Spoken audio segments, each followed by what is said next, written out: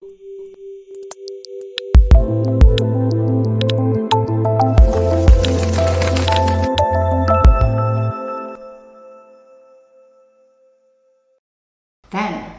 there are many warning signs, which if we're not careful, we will miss them.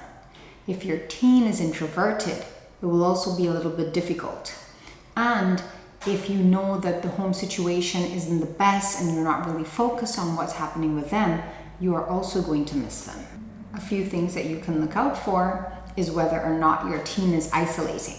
And not isolating in the sense that, oh, I like my alone time, I like to be alone, I just don't like being around people. Isolating in the sense that I'm sad, I'm down, I don't have a good mood, and I just want to be alone and I don't want anyone around me. I'm getting irritable because persons are talking to me. That kind of isolation. There can be changes in their sleeping patterns, meaning they can either start oversleeping or they stop sleeping. Same with appetite. They might either start to overeat, like comfort eat or stress eat, or they may not eat it much at all. There are also other things like when it comes to school, they start to fall back in their grades, they can't pay attention, they can't focus, they have this lapse in memory, they're super forgetful, and they're easily distracted. Then including the fact that maybe if you're praising them or rewarding them for something, they just don't care, they're brushing it off, and you're like, but why, right? I mean, normally anybody would be happy if they hear their parents saying something good about them or anyone giving them a compliment. It would make them feel good. But in the case of teens, they don't care.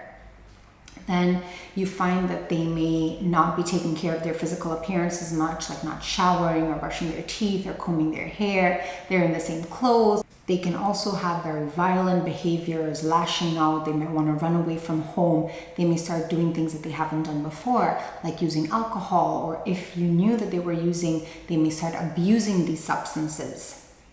Then there's also that possibility that they're now suddenly bored with everything. Nothing interests them. They're not motivated to get anything done, and they're just like basically existing.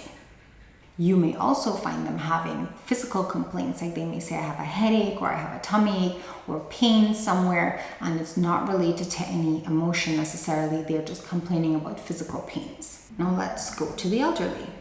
There are certain risk factors that are there to consider whether or not the elderly can do this. And those risk factors include things like depression, recent death of a loved one, physical illness, disability, or chronic pain, isolation and loneliness, major life changes such as retirement, loss of independence, or a loss of sense of purpose.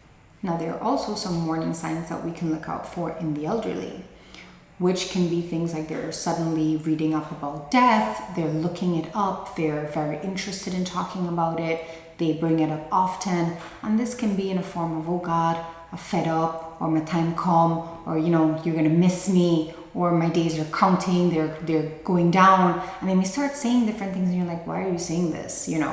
And you may think of it as nothing, but they may have already thought, I don't want to live anymore. And then they may not be taking any of their medication. If they are on medication, you may find they're not taking it as prescribed. They're stockpiling this medication for a specific purpose. They may start to give away their prized possessions. You may find that they're calling grandchildren or children or persons that they know and saying, here, take this, I really want you to have it. And in that moment, we don't really stop to think, hold on, why are you giving me this? Like, you really attached to this, you really love this item, why are you giving it away? We're more happy, excited. Oh my gosh, you're giving this to me, I'm so happy, this is great for me. And we're not thinking about why it is that they might be giving it away. You may also find that they start writing a will, or they start putting things into place, especially if they're not in that position where, they have a chronic illness and well, okay, your days are limited, and you're thinking, but why are you doing this now? It's like really early to do this. The elderly may also be abusing alcohol or other substances, and you may also find them when they're talking to you saying their goodbyes or speaking to you as if it's the last time that they will ever see you.